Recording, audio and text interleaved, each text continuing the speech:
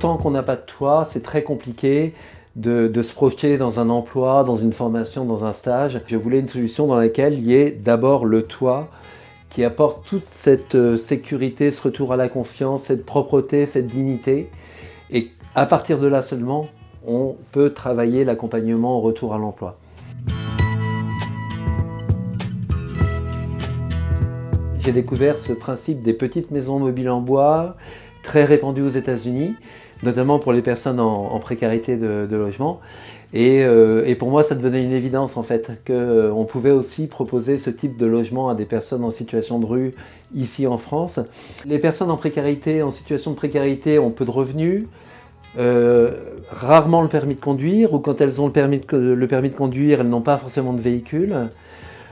Et arriver dans une nouvelle ville, un nouvel endroit, prendre un appartement, apporter les cautions qu'il faut, les garanties qu'il faut pour pouvoir prendre un appartement, la marche est souvent beaucoup trop haute. Pour répondre à tous ces obstacles, on va déplacer la maison et la rapprocher de l'opportunité.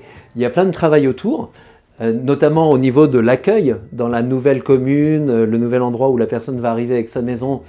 Nous, notre rôle, ça va être de préparer le terrain, au sens propre comme au figuré. Mais tout l'enjeu, c'est celui-ci, c'est de voir en quoi cette mobilité permet aux personnes de trouver beaucoup plus facilement du travail.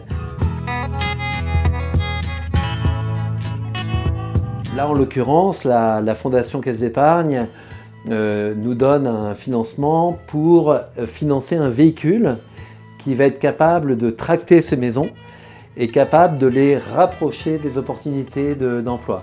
On est sur un objectif dans les années qui viennent de 15 à 20 maisons par an. Les 4 premières maisons sont sur des terrains qui appartiennent à la ville de Rouen, donc des terrains mis à disposition gracieusement par la ville. Donc là, on recherche de nouveaux terrains avec d'autres municipalités de la métropole, mais aussi avec des entreprises et éventuellement avec des particuliers.